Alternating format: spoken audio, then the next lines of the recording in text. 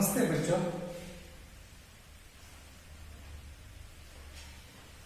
आज हम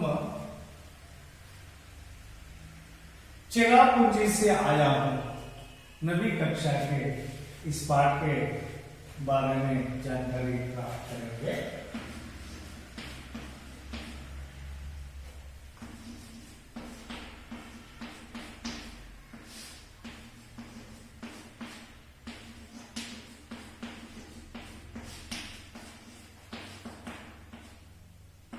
इस पाठ का लेखक प्रदीप पंत।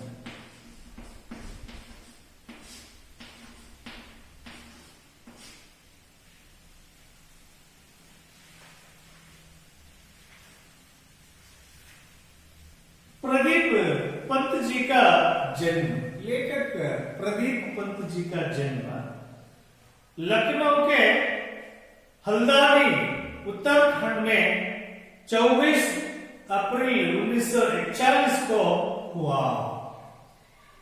प्रदीप पंत जी का जन्म उत्तराखंड में 24 अप्रैल को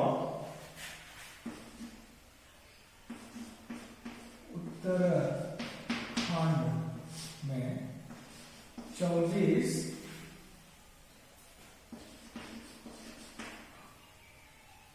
अप्रैल 1941 को इनका जन्म हुआ है।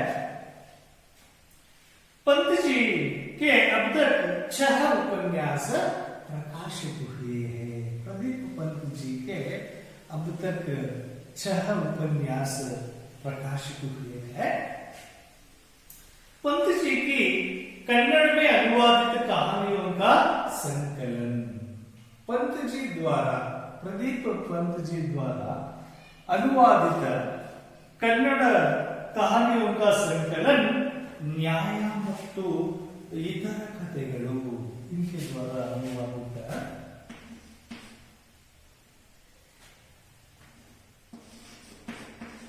न्याय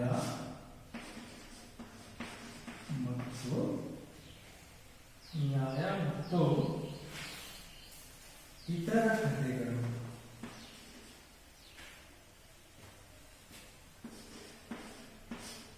इतर कथೆಗಳು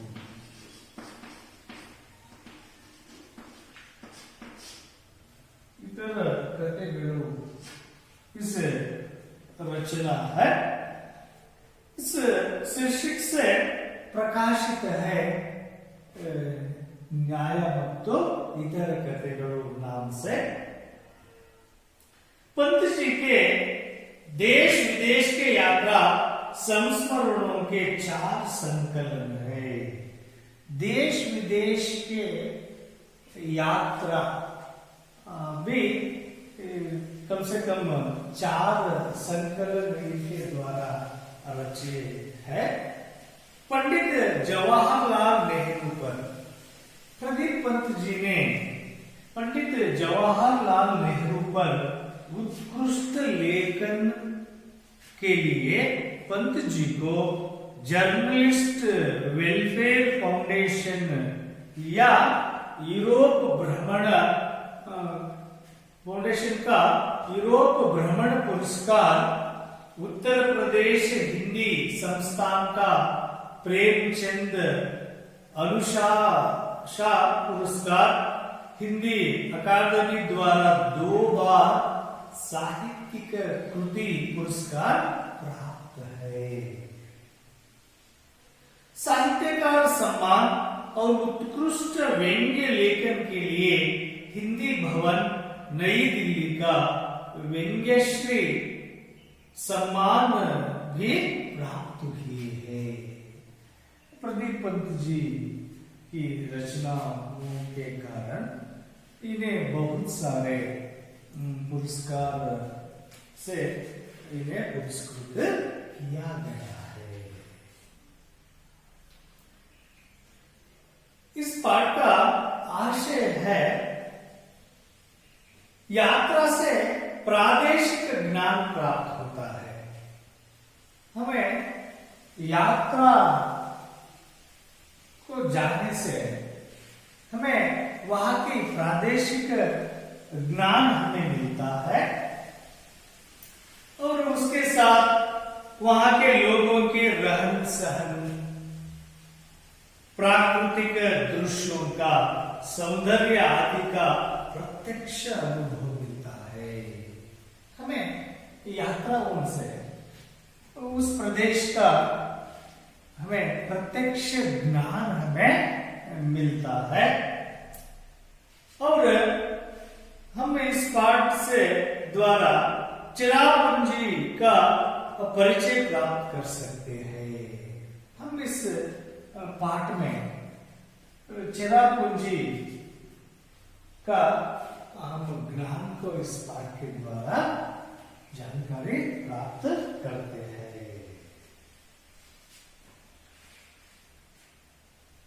पाठ 6 चिरापुंजी से आया हूं। प्रदीपन मेघालय यानी बादलों का घर और मेघालय की राजधानी शिलांग एक हरा भरा पर्वतीय नगर जहां हर वक्त बादल उमड़ते घुमड़ते रहते हैं। इतना बड़ा स्वच्छ सुंदर पर्वतीय नगर उत्तर भारत में कहीं नहीं है।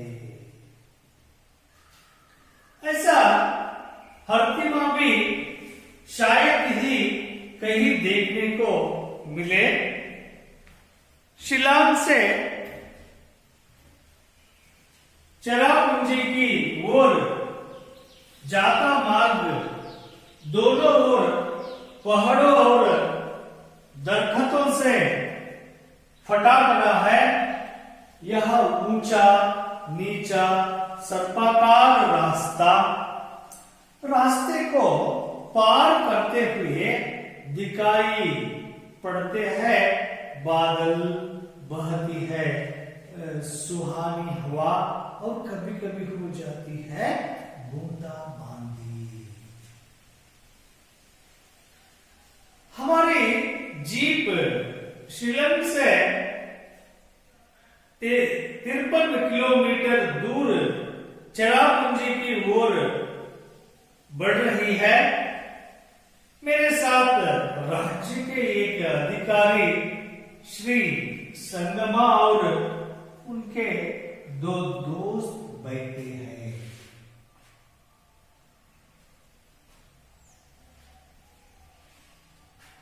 मैं जीप की खिड़की बंद करते हुए संगमा से पूछता हूं,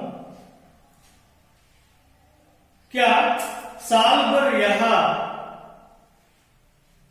वर्षा होती रहती है? वह जी हां। संगमा कहते हैं, आपको जानकर ताज्जुब होगा कि मेघालय में खपत से ज्यादा पनबिजली का उत्पादन होता है। हम अतिरिक्त बिजली अन्य राज्यों को दे देते हैं। ऐसा मैं सचमुच आश्चर्य से पूछता हूं। संगमा कहते हैं, वैसे यदि यह सभी गांव बिजली से जगमगा उठे तो भी अतिरिक्त बिजली का उत्पादन होता रहेगा। हम पहाड़ों को निहारते हुए आगे बढ़ रहे हैं। सड़क के उस पार पहाड़ी कुहरे से घिरी हुई है। 3 पर्वतीय अंचलों में बांटा हुआ है। मेघालय, खासी पर्वत, गारो पर्वत और जयंती पर्वत और इन्हीं 3 पर्वतीय अंचलों से बने हैं 5 जिले। हर अंचल की अपनी अलग संस्कृति है, रीति रिवाज, पर्व उत्सव है, लेकिन हर कहीं पारिवारिक व्यवस्था मातृसत्तात्मक है। भूमि, धन, संपत्ति सब में से बेटी को मिलती है, मां से बेटी को मिलती है। स्त्री का यह वर्चस्व है, यह एहसास गुवाहाटी से मेघालय की सीमा में घुसने के साथ ही होने लगता है। तमाम दुकानों पर स्त्रियां सौदा बेचती और बेहिचक बतियाती दिखाई देती है। शिलंग में भी उन्हें दुकानों पर बैठे देखा जा सकता है। शायद यह स्थिति पूर्वोत्तर के अन्य राज्यों में भी है, भले ही वह मातृसत्तात्मक परिवार व्यवस्था न हो। कुछ साल पहले मणिपुर की राजधानी इम्फाल में भी यही सब देखा था। स्त्रियों का पूरा बाजार ही है, वह जिसे माइती बाजार कहते हैं, यानी माँ का बाजार। दिन भर सामान की बिक्री कर शाम को अपने अपने घर लौटती है। किसी प्रकार का वर्ग भेद नहीं, यानी अमीर घरों की स्त्रियां भी इस माइती बाजार में मिल जाएगी और गरीब घरों की स्त्रियां भी। तभी एक मोड़ निकलने पर चेरापूंजी का छोटा सा बाजार दिखाई पड़ता है और इस बाजार में भी दुकानों पर बैठी है महिलाएं। फिर चाहे दुकान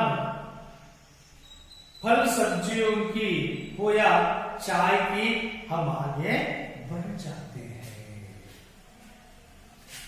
कुछ आगे बढ़कर संगमा ने जीप रुकवा दी।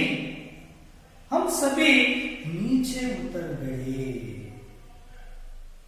सामने दिखाई पड़ा रहा है नोहाशंग तियंग प्रपात, जो मासमाई पर्वत के नाम से लोकप्रिय है। ऊंचे पहाड़ से सैकड़ों फुट नीचे पानी लगातार बेरोक-टोक गिर रहा है। वह देखिए सामने रहा बांग्लादेश। संगमा के साथियों में से एक कहता है, अभी अभी जब जीप से उतरे थे हल्की धूप थी और अभी क्षण भर बाद ही बादल घिरे और हल्की हल्की वर्षा होने लगी। मैं संगमा के आगे अपना पुराना सवाल दोहराता हूं, क्या साल भर यह वर्ष होती रहती है? संगमा हंसते हुए कहते हैं, पंत साहब यह चेरापूंजी है। हाँ, ख्याल आया, यह चेरापूंजी है। समुद्र की सतह से कोई 1300 मीटर ऊपर, जो विश्व में सबसे अधिक वर्ष वाले स्थान के लिए प्रसिद्ध है। हम लोग कभी कल छल करते प्रपात को निहार रहे हैं, कभी पानी से घिरे बांग्लादेश के भूभाग को। वर्षा फिर बंद हो गई है, धूप फिर खिल आई है। इसी तरह वर्ष धूप कोहरे की लुका छिपी का खेल चलता रहता है। यह हम लोग अब जीप में बैठकर लौट रहे हैं। संगमा रास्ते में खासी, जयंतिया और गारो पहाड़ियों के लोगों के बारे में बताने लगते हैं। वे कहते हैं खासियों को यह सम्मान की दृष्टि से देखा जाता है। करीब 6 लाख गारो लोगों की मातृभूमि है। गारो पर्वतमालाएं यह माता माना जाता है कि गारो समूह बोडो जातियों का अंग है। नोंग क्रेम खासियों का प्रमुख नृत्य है। जयंतिया पहाड़ियों के उत्सव का नाम है बेहडन खलाम। आगे चलकर एक स्थान पर जीप रुकती है। हम उतरते हैं। बगल में एक गोलाकार विशाल पत्थर है। संगम बताते हैं यह प्राकृतिक शिवलिंग है। सचमुच यह प्रकृति का आश्चर्य है। और आश्चर्य तो मांसमाई गांव की गुफाएं भी है। हमारी जीप इन गुफाओं के पास रुकती है। गुफाएं इतनी अंधेरी है कि मशाल या टार्च जलाए बिना उनमें प्रवेश नहीं कर सकते। संगम आका एक साथ कहता है हमने मशालों जला ली है और हम गुफाओं के अंदर आगे बढ़ रहे हैं। अगल बगल ऊपर नीचे पत्थर। सदियों से ये गुफाएं इसी तरह है और दूर बहुत दूर तक चली गई है। हम लोग कुछ दूर जाकर लौट पड़ते हैं जैसे आश्चर्य लोग से लौट रहे हैं। इस पाठ में आए कुछ नए शब्दों को जानकारी देने के पहले उमड़ घुमड़ यानी चारों ओर से घिरना और एकत्रित होना को हम उमड़ घुमड़ कहते हैं या छाना भी। हरितिमा हरियाली हरापन।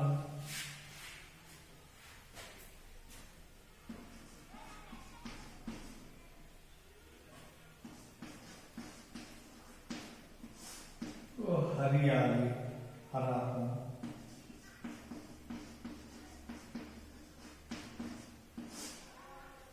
और दर्द को पेड़ वृक्ष।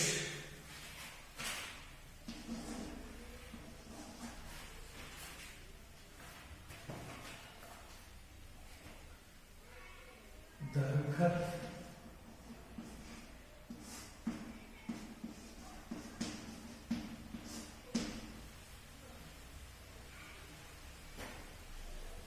पटा।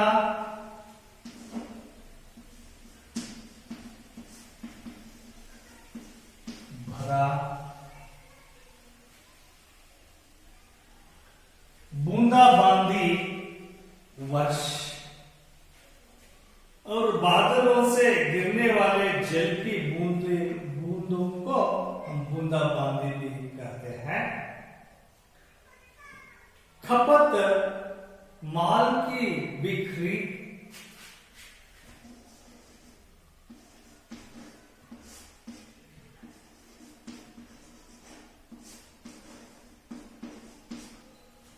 माल की बिक्री तो खपत कहा जाता है। पन बिजली जल विद्युत को पन बिजली कहते हैं। निहारना ध्यान पूर्वक देखना। निहारना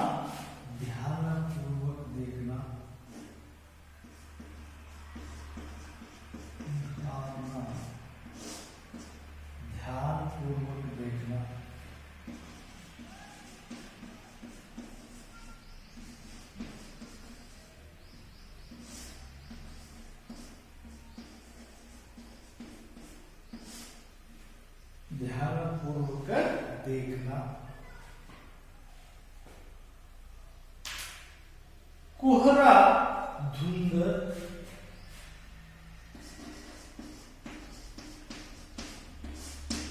कोहरा कोहरा,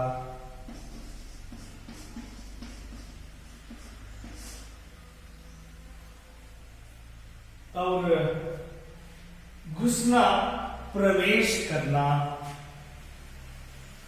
भीतर जाना। तमाम का अर्थ होता है सार।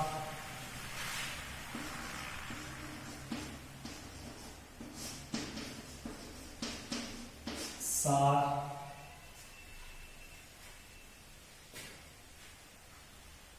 तमाम का सारा, समस्त, समस्त, और सौदा क्रय विक्रय की वस्तु या माल, बेहिचक निसंकोच, मोड़ रास्ते आदि का घुमावदार स्थान, प्रपात ऊंचे स्थान से गिरने वाली जलधारा को प्रपात कहा जाता है।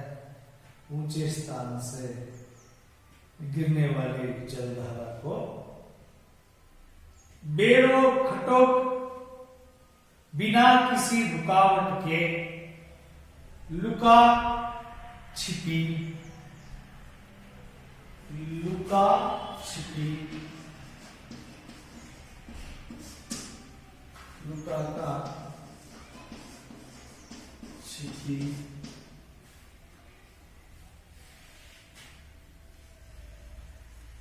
आंख मिचोली, लुका छिपी आंख मिचोली, आंख मिचोली को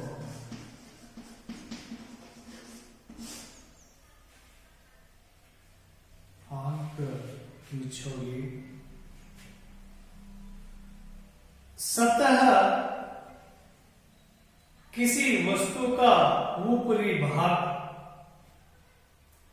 मशाल एक प्रकार की मोटी बत्ती जो लकड़ी पर कपड़ा लपेटकर अधिक प्रकाश के लिए जलाई जाती है, उसे मशाला कहते हैं।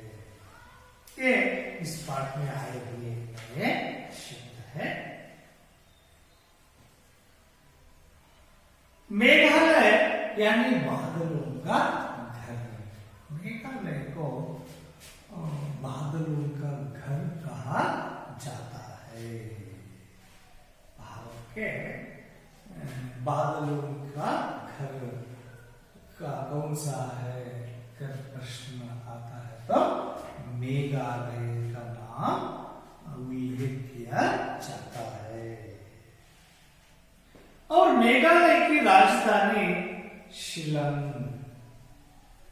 मेघालय की राजधानी शिलांग है। एक हरा भरा पर्वतीय नगर। यहाँ शिलांग एक मेघालय में एक हरा भरा पर्वतीय नगर है,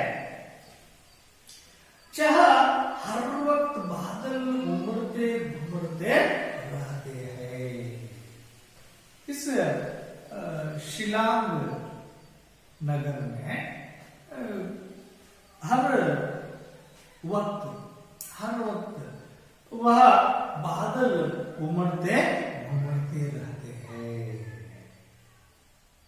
इतना बड़ा स्वच्छ सुंदर पर्वतीय नगर उत्तर भारत में कहीं नहीं है। ऐसा सुंदर नगर हमें उत्तर भारत में कहीं भी देखने को नहीं मिलता है। ऐसा हरितिमा भी शायद ही कहीं देखने को मिले। और यहाँ की हरियाली भी हमें कहीं भी देखने को नहीं मिलेगा। शिलांग से चिरापुंजी की ओर जाता मार्ग दोनों ओर पहाड़ों और दरख्तों से पटा पड़ा है। जो शिलांग से चिरापुंजी की ओर हम जाते हैं तो उस रास्ते के दोनों ओर पहाड़ों और दरख्तों से पटा पड़ा है। हमें पहाड़ ही नजर आते हैं उस रास्ते में।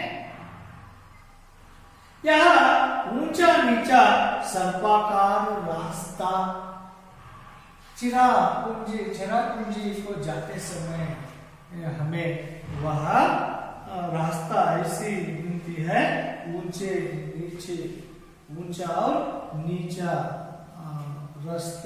रास्ता और सर्पाकार रास्ता ही है। हमें रास्ते ही हमें वह मिलती है। रास्ते को पार करते हुए दिखाई पड़ते हैं बादल। हम रास्ता को पार करते ही हमें वह दिखाई पड़ते थे बादल। बहती है सुहानी हवा, बादल के साथ साथ हमें सुहानी हवा, स्वस्थ हवा हमें मिलती है।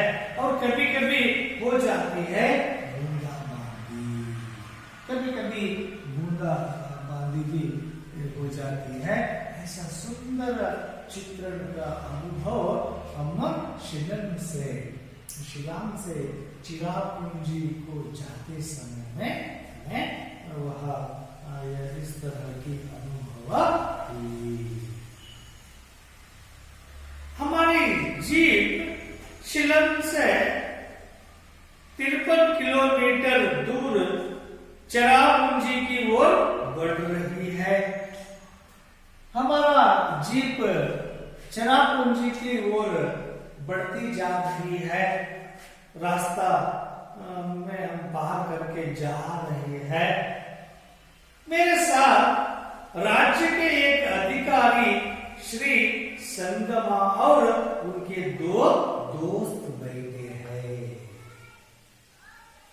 लेकर के साथ और 3 व्यक्ति है। उस राज्य के अधिकारी श्री संगमा और उनके 2 दोस्त भी जीप में बैठे हैं। मैं जीप की खिड़की बंद करते हुए संगमा से पूछता हूँ। वे संगमा से प्रश्न पूछने लगते हैं, क्या सारा साल भर यह वर्ष होती रहती है? संगमा, क्या यह सारा वर्ष सारा साल यह वर्षा होती रहती है? तो जी हाँ, संगमा कहते हैं जी हाँ, यह सारा वर्षा होती ही रहती है। आपको जानकर ताज्जुब होगा कि मेघालय में खपत से ज्यादा पनबिजली का उत्पादन होता है।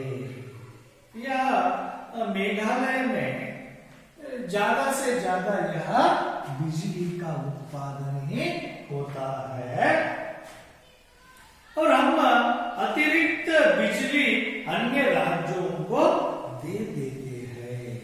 हम बिजली का उपयोग करके जो बचता है उन बिजलियों को हम अन्य राज्यों को भी हम बेचते हैं। यह बिजली बेचा जाता है। ऐसा है, मैं सचमुच आश्चर्य से पूछता हूँ। संगमा कहते हैं, वैसे यदि यह सभी गांव बिजली से जगमगा उठे। संगमा जी इसलिए तो यहाँ के सभी नगर बिजली से जगमगा रहे हैं। तो भी अतिरिक्त बिजली का उत्पादन होता रहेगा। इतना ज्यादा बिजली का उपयोग इन नगरों में किया जाता है, फिर भी जो बचा हुआ बिजली को आप दूसरे राज्यों को हम बेच सकते हो। तो आशीष से पूछते हैं, हम बाद में हम पहाड़ों को निहारते हुए आगे बढ़ रहे हैं। इस तरह आपसी बात करते करते संगमा उनके दोस्त और लेखक सभी ने पहाड़ों को पार करते करते आगे जाते रहते हैं। हम सड़क के उस पार पहाड़ी कुहारे से घिरी हुई है 3 पर्वतीय अंचलों में बंटा हुआ है। मेघालय के खासी पर्वत, गारो पर्वत और जयंती पर्वत।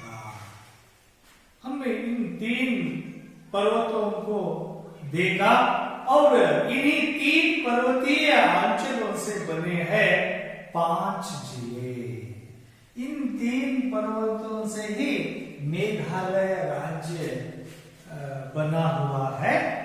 इन 3 पर्वतों में से 5 जिले में इन लोगों को इस राज्य को बांटा गया है। 5 जिले हैं, हर अंचल की अपनी अलग संस्कृति है। इतने छोटा राज्य होने पर भी यहाँ की संस्कृति भिन्न है, रीति रिवाज, पर्व उत्सव है, लेकिन हर कहीं पारिवारिक व्यवस्था और कुछ जगह वह मातृ सत्तात्मक परिवार को हम वहां देखते हैं। भूमि, धन, संपत्ति सब मां से बेटी को मिलती है। इन सभी को पाकर मेघालय समृद्ध है। स्त्री का यह वर्चस्व है। मेघालय में स्त्रियों का वर्चस्व ज्यादा दिखाई देता है। यह अहसास गुवाहाटी से मेघालय की सीमा में घूमने के साथ ही होने लगता है। तमाम दुकानों पर स्त्रियां सौदा बेचती और बेहिचक बतियाती दिखाई देती है। यहाँ के दुकानों पर स्त्रियों ने ही स्त्रियां दिखाई देती है। वह सौदा बेचने वाली और ज्यादा से ज्यादा बातचीत करने वाले वे ही वह होती है। शिलांग में भी उन्हें दुकानों पर बैठे देखा जा सकता है। शिलांग में भी महिलाएं दुकानों में जो सौदा बेचने का काम करती है, उस दृश्य भी लेकर को नजर आती है। शायद यह स्थिति पूर्वोत्तर के अन्य राज्यों में भी है। पूर्वोत्तर अन्य राज्यों में भी हम ऐसे दृश्य हमें दिखाई देता है।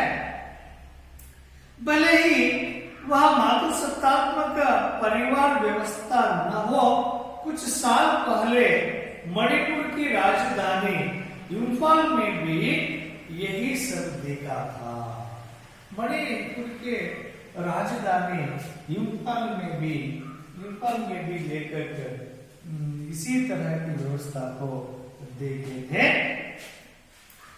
स्त्रियों का पूरा बाजार ही है वहां इंफाल में स्त्रियों का बाजार ही है, जिसे मायकी बाजार कहते हैं, यानी माँ का बाजार। उस महिलाओं से भरे बाजार को मायकी बाजार यानी तो माँ का बाजार भी कहा जाता है। दिन भर सामान की बिक्री कर शाम को अपने अपने घर लौटती है। ये यहाँ की महिला दिन भर वह व्यापार करके शाम घर की ओर जाती है। इतना परिश्रमी महिलाएं वहां देखने को मिलती है। किसी प्रकार का वर्ग भेद नहीं, यानी अमीर घरों की स्त्रियां भी इस मायकी बाजार में मिल जाएगी। हम यह नहीं सोचना चाहिए कि अमीर और गरीब दोनों घरों की स्त्रियां इस तरह के बाजारों में हमें दिखाई देकर लेकर कहते हैं। सभी वर्ग के महिलाओं ने इस काम में लगी हुई दिखती है लेकर को, और गरीब घरों की स्त्रियां भी तभी एक मोड़ निकलने पर चरापूंजी का छोटा सा बाजार दिखाई पड़ता है, और इस बाजार में भी दुकानों पर बैठी है महिलाएं। फिर चाहे दुकान फल सब्जियों की हो या चाय की, हम आगे बढ़ जाते हैं। फल सब्जियों की दुकान हो, चाय की दुकान हो, किसी तरह के दुकान भी हो, वह स्त्रियां अवश्य सामान बेचने की, व्यापार करने के काम जो करती है वह लेकर को दिखाई देता है। इससे मालूम होता है कि यह सब वर्ग के महिलाएं इस काम में लगी है। कुछ आगे बढ़कर संगमा ने जीप रुकवा दी। इस तरह हम इन सभी जानकारी को पाते आगे बढ़ रहे थे। संगमा ने एकाएक जीप रुका दी। हम सभी नीचे उतर गए। हम सभी ने नीचे उतरे। सामने दिखाई पड़ रहा है नोहाशंग यंग प्रताप, जो मांसमाई प्रपात के नाम से लोकप्रिय है। एक प्रसिद्ध प्रपात को हमें दिखाया उन्होंने, मांसमाई यानी नोहाशंग यंग पर्वत को, प्रपात को हमें वह दिखाए, जो ऊंचे पहाड़ से सैकड़ों फुट नीचे पानी लगातार बेड़ों खटक गिर रहा है। उतने बहुत ऊंचा स्थान से पानी नीचे गिर रहा है। वह देखिए सामने रहा बांग्लादेश, और उस प्रपात को दिखाते दिखाते संगमा ने हमें वहां से बांग्लादेश को दिखा रहे हैं। और संगमा के साथियों में से ये कहता है, अभी अभी जब जीप से उतरे थे हल्की धूप थी, और अभी क्षण भर बाद ही बादल गिरे और हल्की हल्की वर्षा होने लगी। जीप से उतरते हैं, यह प्रपात और बांग्लादेश को देख रहे हैं। उतरने ही उन्हें धूप निकला वह अनुभव हुआ, और बाद में उन्हें वह बादल छा गए और बूंदे भी गिरने संगमा को आगे अपना पुराना सवाल दोहराता हूँ। तो वे जो वर्षा होने लगती है ना, तो क्या संगमा जी क्या साल भर वर्षा होती है, यही प्रश्न पूछने लगा। क्या साल भर यही वर्षा होती रहती है? संगमा हंसते हुए कहते हैं, पंत साहब यह चेरापूंजी है। पंत साहब ये तो चेरापूंजी है, साल भर यह वर्षा होती ही रहती है संगमा जी। कर संगमा जी लेखक को कहते हैं। हाँ ख्याल आया यह चेरापूंजी है। तब लेखक हाँ ख्याल आया यह तो चेरापूंजी है। समुद्र की सतह से कोई 1300 मीटर ऊपर है। ये तो समुद्र से 1300 मीटर ऊपर की स्थान है, जो विश्व में सबसे अधिक वर्षा वाले स्थान के लिए प्रसिद्ध है। पूरे विश्व में साल भर वर्षा होने वाले और अधिक वर्षा होने वाला स्थान है ये, इस तरह प्रसिद्ध है। यह विश्व में ही अधिक वर्षा होने वाले स्थान है। हम लोग कभी कल छल छल करते प्रपात को निहारे रहे हैं। हम इस तरह बातें करते करते प्रपात को कल छल छल कर बहाता हुआ प्रपात को हम उसका दर्शन करते रहे। कभी पानी से गिरे बांग्लादेश के भूभाग को भी, और कभी बांग्लादेश के भूभाग को भी, जो वहां भी पानी बरसता हुआ था, वह दृश्य को भी हम वहां से ही देखिए। वर्षा फिर बंद हो गई, धूप फिर खिल आई। ऐसी बातें करते करते वह दृश्य को देख रहे हैं ये सभी ने। उसी वक्त वर्षा बंद हुआ और वह धूप फिर से खिल गया। तो इसी तरह वर्षा, धूप, कोहरे की लुका छिपी का खेल चलता रहता है यहाँ। इस तरह वह धूप, बादल, वर्षा, वह यह प्रक्रिया चलती ही रहती है साल भर। हम लोग अब जीप से बैठकर लौट रहे हैं। अब लेखक और संगमा और उनके मित्र सभी ने जीप में बैठकर लौट रहे थे। संगमा रास्ते में खासी, जयंतिया और गारो पहाड़ियों के लोगों के बारे में बताने लगते हैं। संगमा और रास्ते में जो मिली खासी, जयंतिया और गारो पहाड़ियों के लोगों के बारे में कहने लगते हैं। वे कहते हैं संगमा ने, खासियों को यह सम्मान की दृष्टि से देखा जाता है।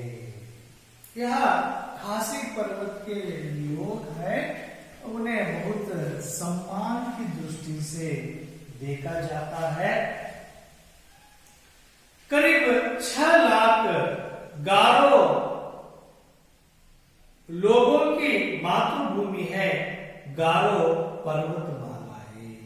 इस गारो पर्वतमाला में तो 6 लाख से ज्यादा गारो लोगों को यह देखा जाता है। यह माना जाता है कि गारो समूह बोडो जाति का अंग है। यह गारो समूह बोडो जाति का एक अंग है। नोंग क्रेम खासियों का प्रमुख नृत्य है। नोंगा क्रेम जो नृत्य खासी पर्वत में बसने वाले खासियों का प्रमुख नृत्य है और यह नृत्य बहुत जनप्रिय है।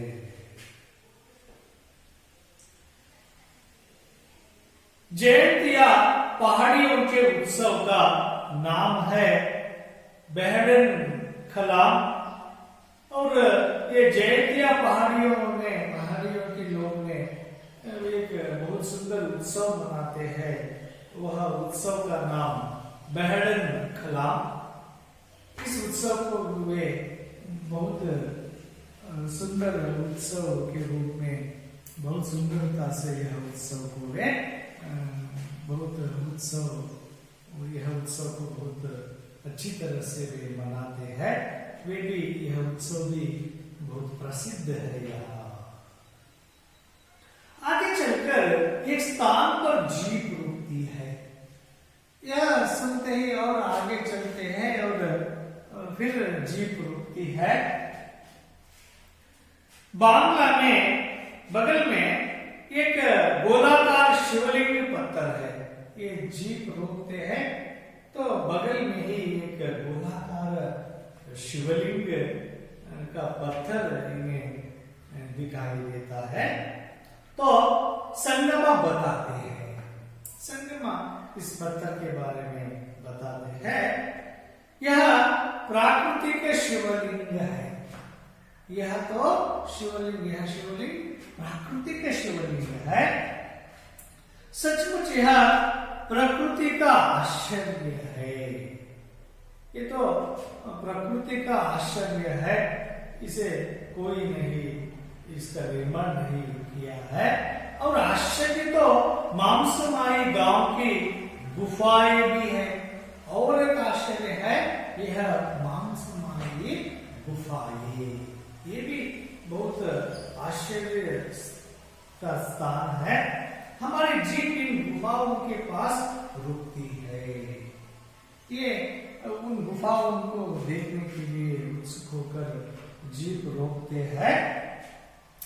गुफाएं इतनी अंधेरी है।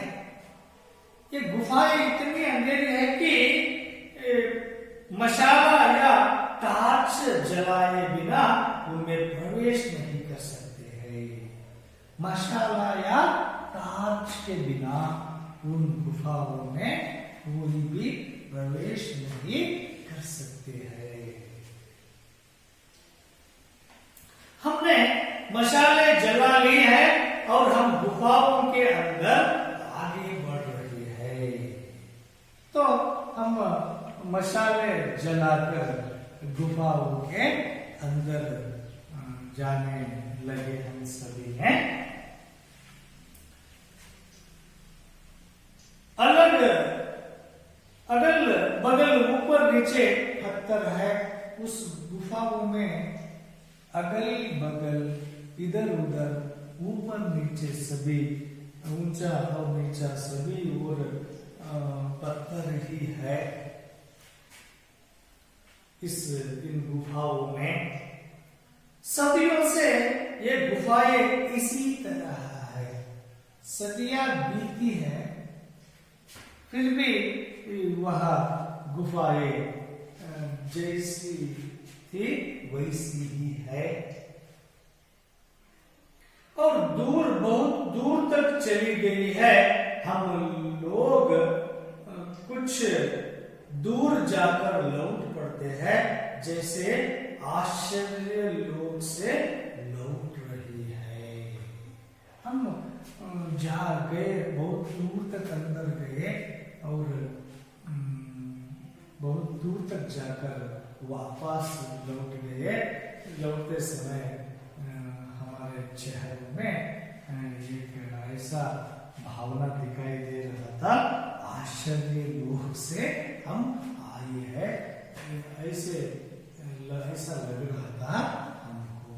इस तरह लेकर अपने इस पाठ में चेरापूंजी और मेघालय राज्य के मेघालय के बारे में हमें जानकारी